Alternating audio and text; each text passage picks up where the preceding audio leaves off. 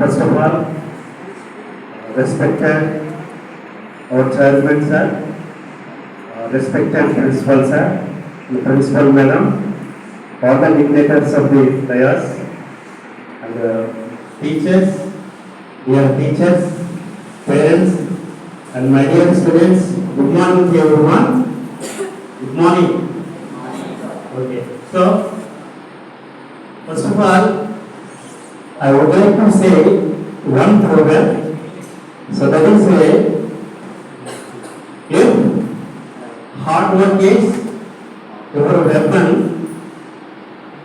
if hard work is your weapon, success will be your slave. I repeat again. If hard work is your weapon, success will be your slave. అంటే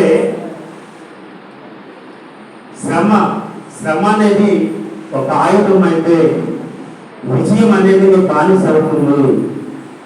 so దానికి నిదర్శనం ఈ సంస్థ CS అనేటువంటి సంస్థ. ఎందుకంటే ఈ సంస్థతో నాకు 4 సంవత్సరాల అనుబంధం ఉంది. నేను కానుగారు అండర్టేకింగ్లో కూడా నేను లెక్చరర్గా పనిచేశాను. సో ఇక్కడ ఏంటంటే గాంధీనగర్ దగ్గర నుండి చైర్మన్ గారి వరకు కూడా అందరూ కష్టపడేటువంటి మనస్తత్వం, hard workers, good hard workers in this institution. ఎందుకంటే నేను చాలా కాలేజీలో పనిచేశాను, చాలామంది చైర్మన్లు చూస్తున్నాను. అయితే వాళ్ళు ఏంటంటే జస్ట్ విజిటింగ్ ప్రొఫెసర్లకు వచ్చి అసలే చైర్మన్ ఎవరో తెలియదు, తర్వాత డీన్ సార్ అంటారు, ప్రిన్సిపల్స్ అంటారు, ఎవరో తెలియదు వాళ్ళకి. జస్ట్ వచ్చి వాళ్ళు వెళ్ళిపోతూ ఉంటారు. కానీ ఈ కాలేజీకి ఈ సంస్థకి ఉన్నటువంటి గొప్పతనం ఏంటంటే మరి మన డాక్టర్ సార్ ఇంగ్లీష్లో ఒక వర్డ్ ఉంటుంది, omni present. That means A person presented everywhere. That is a omnipresent. So that is the best example of our chairman sir. ఎందుకంటే ప్రతిదీ కూడా మరి గవర్నర్ దగ్గర నుంచి ప్రిన్సిపల్ వరకు కూడా మరి ఆయన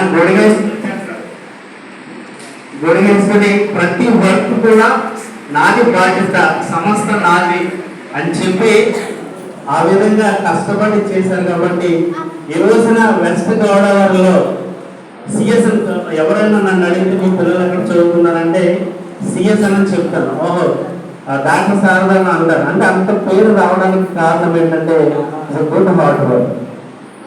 నెక్స్ట్ అది చైర్మన్ సార్ గారి గురించి. నెక్స్ట్ ఏంటంటే ఈ సంస్థకి pillars, if a strong pillar ఇది స్ట్రాంగ్ బిల్డింగ్. ఎప్పుడైనా సరే పిల్లర్ అనేది స్ట్రాంగ్గా ఉంటే బిల్డింగ్ అనేది స్ట్రాంగ్గా ఉంటుంది.